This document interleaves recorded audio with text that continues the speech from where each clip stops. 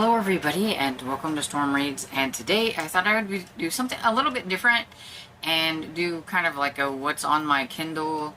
I have purchased a few things on my Kindle. I am a deals kind of person, so I usually don't buy anything for my Kindle unless I can get it for fairly cheap. So most of these you'll probably notice that are going to be from one publisher, and that's going to be Bookachore, because I get a newsletter from them every day, and it has a Bookachore a deal of the day.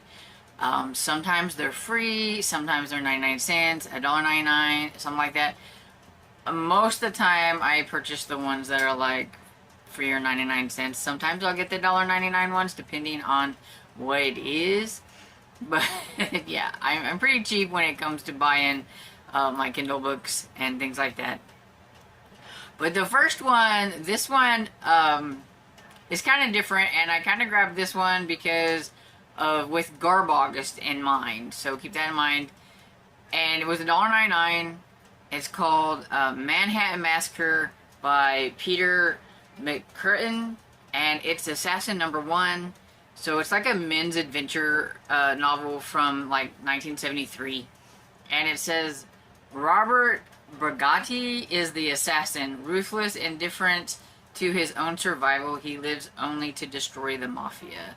And I mean, classic kind of cool cover. I just like the... I don't remember where I first seen the book, but I just knew that, you know, I needed to try to find one, and it was on Amazon. I was really surprised that they had a Kindle for it, so I got it. Then the next one is Only Girl Alive by Holly S. Roberts. This is the first book in Detective Eve Bennett series. And this one is from Bookachore, and says, as day breaks over the Tanner family, the house is deadly silent and the door is firmly closed. Upstairs, the whole family lies cold and lifeless in their beds, all with the same look of fear in their unblinking eyes. And so then involves Detective Eve Bennett and everything, and I'm not going to really read a whole lot about what these are about, just like a little taste, kind of. If that sounds like something that you would be interested in, then you can look it up. I will tell you that if I see it, like the price, like right now, it is $2.99. So this next one I got, it's a horror book. It's called Fellstones by Ramsey Campbell. I've read a Ramsey Campbell book before, and I thought it was okay. But at the time, this one is from Flame Tree Press, and at the time I saw it on sale, it was 99 cents, but now it's $4.99. But let's see, it says, a Fellstone takes its name from 7 objects on the village green. It's where Paul Dunstan was adopted by the Staveleys after his parents died in an accident for which he blames himself. The way the Staveleys tried to control him made him move away and change his name. Why were they obsessed with a strange song he seems to have made up as a child? Now their daughter Adelaide has found him. By the time he discovers the cosmic truth about the stones, he may be trapped. There are other dark secrets he'll discover and memories to confront. The Fellstone dreams, but they're about to awaken. And that's pretty much all it says about that one. And so I just thought, you know, it's 99 cents, and sometimes I just get in the mood for a horror book, and I'll have it. So the next one I have is The Girls on Chalk Hill. It's by Alison Belsham, and it's the first book in the Detective Lexi Bennett series. This one I got for 99 cents, but it is on KU, so if you have KU, you can get it there. I don't have KU, so I just went ahead and bought it. It says, they lie on the hillside wearing matching white dresses, tiaras in their blonde hair, each of them clutching a red rose. They could be sleeping, but frost shines on their lashes of their wide blue eyes, frozen open forever. Detective Lexi Bennett is devastated when she finds the 2 teenagers lying side by side on the quiet green hills, their throats cut. So she's going to be investigating that to see what happens.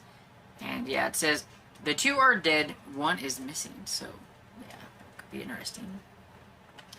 And yeah, most of these are going to be probably mysteries of some sort. But, you know, that's me. So the next one is a cozy mystery called Deadly Definition.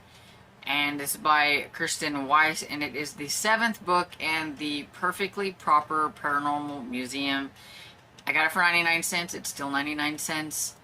I've read up to, I think, book 5.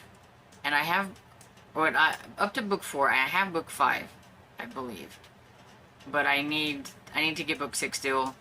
But since this one was on sale, I went ahead and got it. I really like this series. It's, I don't know, it's like lightly paranormal.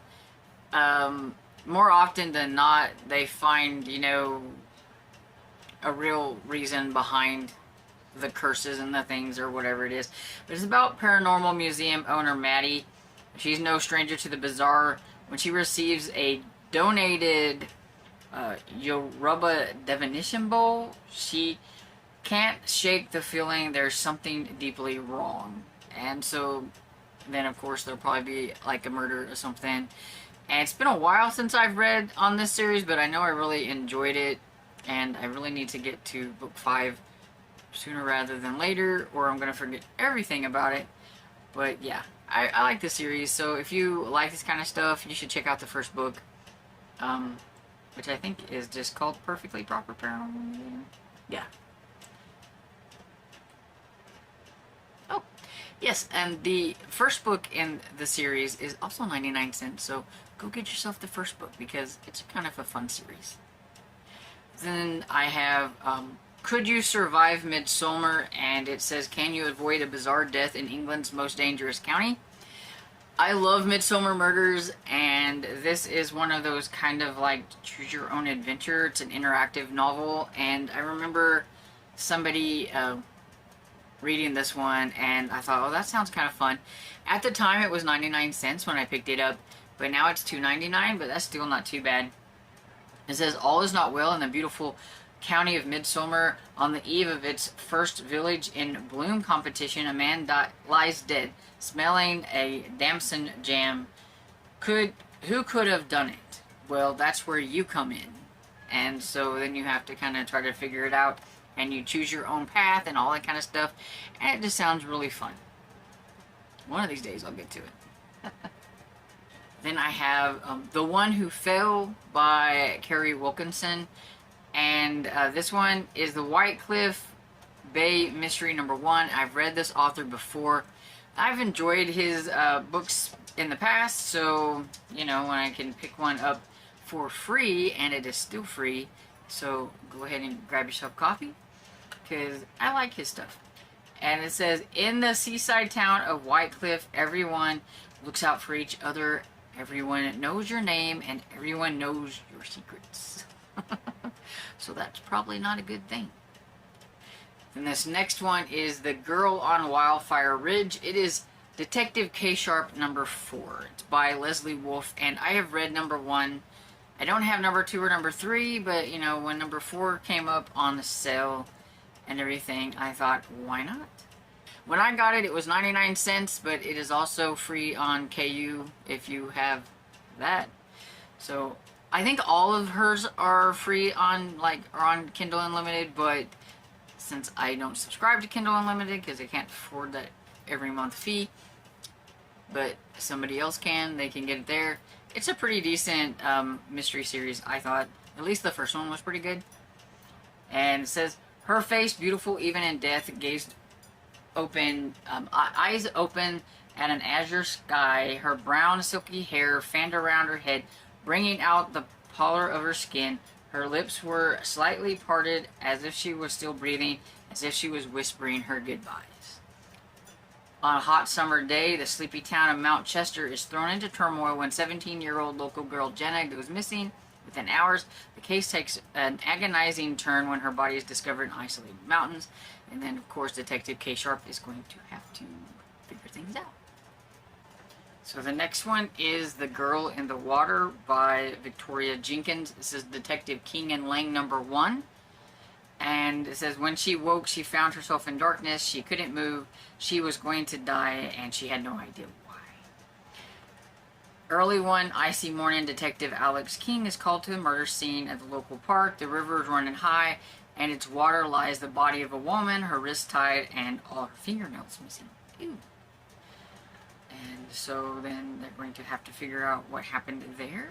And yeah, that one sounds a little bit gruesome. It's from Bookouture as well. And my only, like, thriller out of the whole thing. Bookouture has a lot of thrillers. I'm just not... I'm a little picky about thrillers, and so they have to be, like, on the really cheap end. So, like, if they're free or 99 cents, I might pick them up. But other than that, I usually leave them alone. But I decided to get this one, and it's called The Lie by Catherine Croft. And this one is on Kindle Unlimited. And it says, my son said he walked his girlfriend home, but now she's missing. Our new home was meant to be the chance for us to start again, to make new friends, to forget the past. And as I'm looking around the barbecue we've thrown for our neighbors, I dare to dream that things will be alright. I watch my husband joking as he flips burgers, my daughter turning cartwheels on our summer beach lawn, and then my gaze falls to my son Jacob and his new girlfriend Rose in her light blue jeans and her green crop top. There is a worried expression clouding her beautiful eyes. The next day I get a call from Rose's mother that chills me to the bone. Rose never returned after our party. So is she gonna wonder if her son had something to do with it, or what happened? Sound kind of interesting. So we'll see, I guess, one of these days. And then I have a cozy mystery, and I don't remember how much was this one whenever I got it. Yeah, this one was free at the time that I purchased it, but now it's $3.99.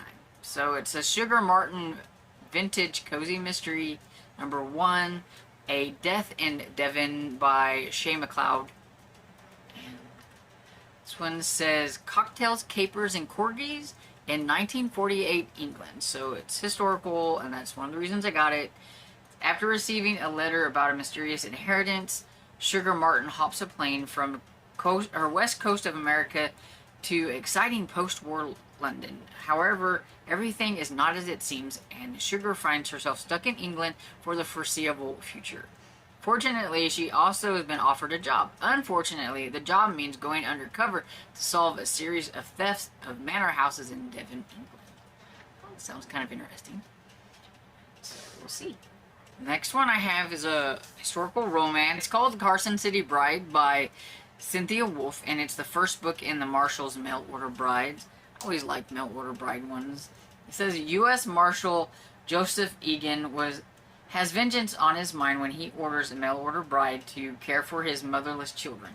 A gang of outlaws murdered his dear wife during a stagecoach robbery gone wrong, and Joshua only need now is for justice. When Rachel Maitland arrives with her innocent eyes and kind smile, she breaks the shield around his heart to pieces like water flowing through a canyon. He can't keep her out no matter how hard he tries and no matter the risk. Says Rachel Maitland was only 16 when she entered into arranged marriage, lacking in just about every way. Now that her elderly husband has passed, she finds the courage to hope for a new and better life as a mail order bride. So that is interesting because, like, you had a really bad kind of marriage, so you're hoping you're going to have a better one by becoming a mail order bride, but you, like, don't actually know who your husband is. So, I mean, that's a big risk. So, that's kind of interesting. So the next one is another historical romance, and it's called The Deal with the Earl by Sadie Bosk. I don't know if I'm saying that right, but it is a necessary arrangement #1. It says there is no love in society marriages unless one makes a deal with the Earl. Lady Julia has dreams of marrying her childhood sweetheart since she was 4 years old, but her father has other plans. He wants her to marry an Earl. When she is forced into an unwanted betrothal, Julie needs to make a choice: ruin her honor and wait for her true love, or make a deal with the forbidding Earl. I like those kind. It sounds fun. And that one's on Kindle Unlimited as well. Then the next one I have is another historical romance. Can see a theme with my romances. It's called A Love Divided by Belle McInnes. Probably pronouncing that wrong, but it's Mary's Ladies #1. It says, Mary, Queen of Scott, is on the throne, and the frontier between England and Scotland is a powder keg. A feisty English heiress, more interested in raiding into Scotland with the rest of her clan than womanly pursuits like embroidery or finding a husband.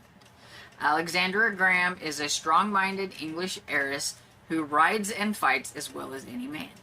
But when a daring rescue goes wrong, she ends up in the dungeons of Scotland's most forbidding castle, prisoner of the notorious Earl of Bothwell, and at the mercy of the Queen's justice. And then you have a brawny Scottish lord. As Deputy Warden responsible for keeping the law of the Queen's borderlands, Michael Cranston, probably pronounced that wrong too, is a Scottish lord with a reputation for fair-mindedness and the looks of a Viking warrior. So, that one sounds fun too. They all sound good. Now, why don't I get to these that are on my Kindle, you might say? Because I just don't do it. I forget. And so, the last one that I have is The Woman in Carriage 3. It's my only other thriller on here. It's by Allison James. It says, An ordinary journey, a shocking secret, and the perfect murder. Hattie travels on the 8:53 train home every night. She sits in the same seat, in the same carriage, and sees the same people. The unwritten rule is you don't talk to your fellow passengers. But Hattie's been watching them all for months, now to distract herself from her own troubles. Then one night, a commuter suddenly drops dead, and a terrible accident changes everything. So, it sounds kind of interesting. It says, the ordinary journey will end in murder. This one's on Kindle Unlimited as well. And so, yeah. That is the last one I have. I think what I'm going to have to do, and maybe next year I'll make out a list. Maybe I'll do like a little spinny wheel or something and try to pick out some of the books that are on my Kindle that I've actually bought or gotten for free or whatever it is. Because I have a ton of books on my Kindle. But I gravitate always to getting things from the library, Libby, audiobooks, all that kind of stuff. Brand new books like from, NetGalley, instead of like reading the books that are on my Kindle. And I need to do that. So, maybe that'll be something I can do next year. Anyway, so have any of you heard of any of these? Let me know if you have in the comments, or what you thought, if you thought any of these sounded like they would be something you would be interested in. And I hope you enjoyed this video, and if you did, please give it a thumbs up and subscribe. And I will see you all in the next video. Bye!